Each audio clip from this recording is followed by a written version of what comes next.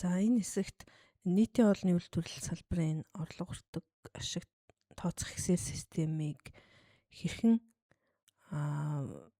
бөглөж бүртгэлээ хийх талаар мөн анхааруул зохих зүйлсийн талаар ярилцаад явнаа.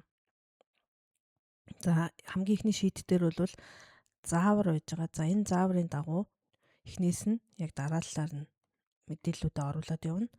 Хамгийн ихний алхам бол меню хуудсын зөвхөн шар талбаруудыг бөглөнө. За тэгээд энэ талбаруудын баган бүр дээр аль нь автомат, аль нь гараар оруулах вэ гэдгийг зааж өгсөн байж байгаа. За меню гэдэг рүүгээ оръё. За меню гэс бол бидний хамгийн түрүүнд үндсэн бүх өөрсдийн борлуулдаг бүтээгдэхүүнээ оруулах талбар байж байгаа. За зөвхөн шар эсгүүдийг бөглөнө. За хамгийн түрүүнд хийх юм бол танаа менюний ерөнхий ангиллал энд харагдах ёстой. За энэ бол нийтлэг ерөнхий ангиллалаар харуулсан байж байна. Амттан салаад 1-р хоол, 2-р хоол, уух зүйл захиалах тоол гэх мэтчлэн ангиллал харуулсан. За энэ дээр ангиллалаа нэмж болно, өөрчилж болно. Тэгэх юм бол энд ангиллал нь автоматар сонголт болоод ороод ирнэ. Тэгэхээр хамгийн түрүүнд эндээс сонголтоо хийх нь байна. За 1-р хоол. За эсвэл 2-р хоол гэдэг. За хоолныхоо нэрийг бол гараар шивж оруулна. Одоо танай менюн дотор хичнээн төрлийн ямар хоол уух зарж борлуулдаг бүх зүйлсээ энд чагсаалтаар оруулаад ерөнхий ангиллал оруулаад борлуулах үнэ татвар орсон дүнгээр бас оруулна. Нэгжийн борлуулах үнэ оруулна. За ингэсний дараа бол энд бол мөн танай одоо хоолны газар хідэн тухайн сард ер нь хідэн өдөр ажилладаг гэдэг тоогоо оруулчихна. За ингэсний дараа энэ хойдлын хэсгүүд бол автоматар гарнаа. За энд юу байж байгаа гэхээр за хоолны өртөг бол автоматар гарна. Хойдлын хэсгүүдээс автоматар татагдж байгаа. Өртгөн төгрөгөөр болон хувиар гарч байгаа. Өдрийн борлуулалтын тоо бол хувиар буюу эзлэх хувийн жингээр за сарын борлуулалт энэ дүн тоо өдрийн борлуулалтын дүн сарын борлуулалтын дүн за сарын хоолны өртөг сарын цалингийн зардал гэх мэт энэ тооцоонууд бүгд автоматар татагдана. Тэгэхээр таны хувьд хамгийн түрүүнд хийх ёстой ажил нь бол энэ шар талбаруудыг бөглөх байж байгаа. За 2-р алхам материал гэж шийд рүү орно. Материал гэж шийдэд ороход мөн шар талбаруудаа бөглөнө. Энд шийдний гол зорилго нь таны худалдаа авсан бүх материалын чагсаалт худалдаа авсан огнотойгоо за энэ жил сар өдөр бол автоматар тооцогдно. Ангиллал за импортоор авсан юм уу, дотоодоос худалдаа авсан юм уу гэдгийг оруулж болно. Материалын ерөнхий ангиллал. За ерөнхий ангиллалууд байж гин. За нэрээ оруулж өгнө. Материалын нэрээ оруулна. За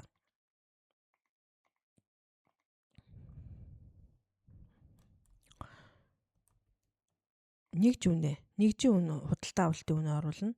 За худалдаа авсан тоо хэмжээг оруулна.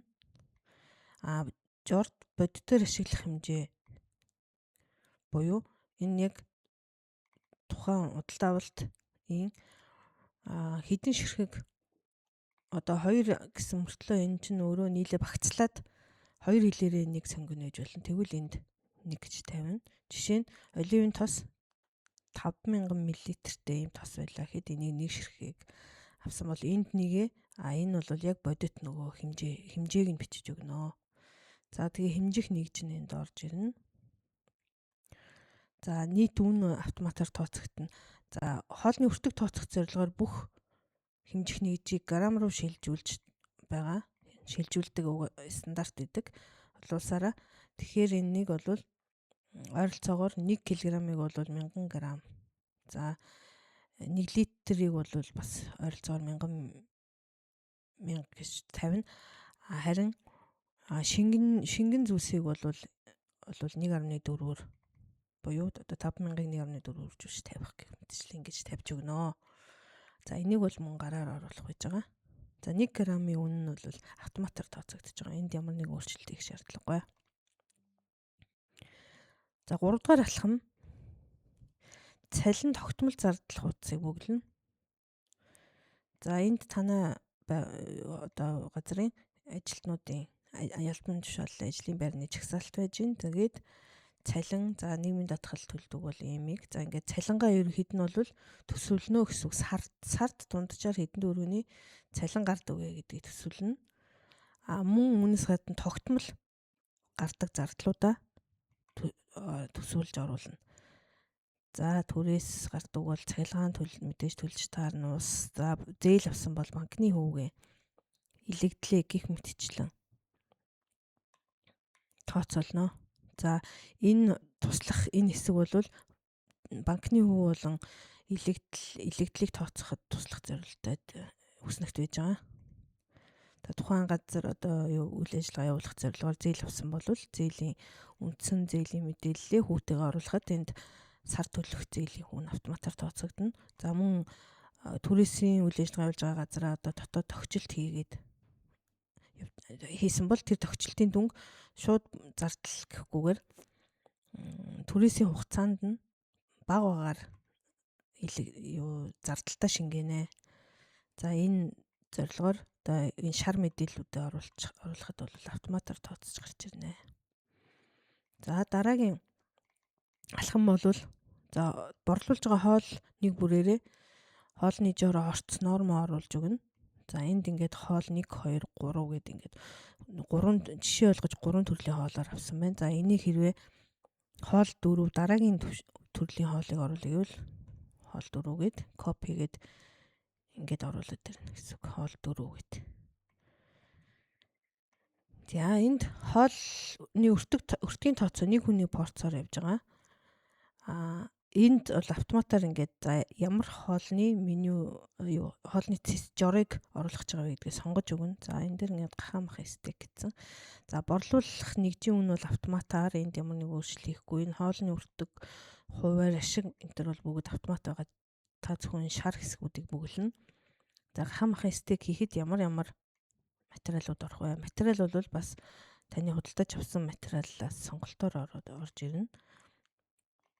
За нэгжийн орц граммаар илэрхийлэх ёстой. Энийг бол та оруулна. За энэ цэвэр хувь буюу тухайн хүнсний материал чанж болгосны дараа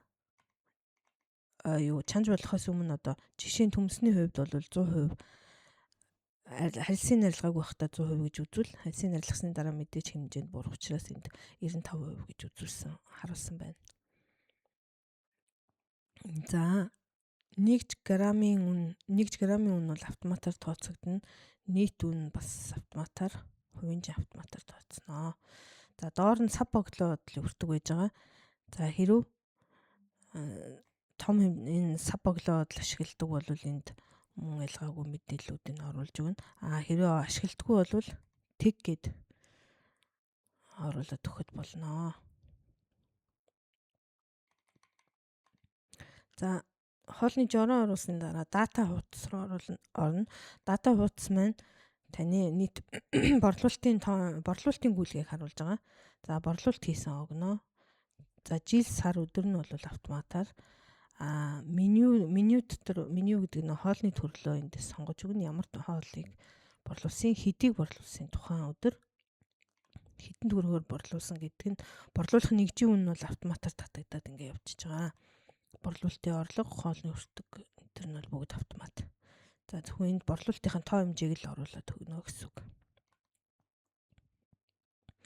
За бодит ашиг хуудас дараагийн алхам бол бодит ашиг энэ хуудас руу орно. За энэ дээр бас мөн шар талбаруудыг бөглөнө. Сарын мэдээллүүд, огноонууд. За тэгээд бодит орлого нь бол автоматар татагдж байгаа. За өртөг нь бас автоматар. За энэ зардлуудыг харин яг бодитоор хэдэн төгрөг тухайн сард одоо гарсан бэ гэдгийг гараар шивж оруулна. Цалин, түрээс, цахилгаан, ус, газ, хөв гэх мэтчлэн гараар шивж оруулаад дараа татвар бол эндээс 10% татвар тооцож байгаа. Тэгээд ашиг бас автоматар. За энэ хувийн жингүүд бол дашбордын зорилгоор автоматар тооцогдож гарч ирж байгаа.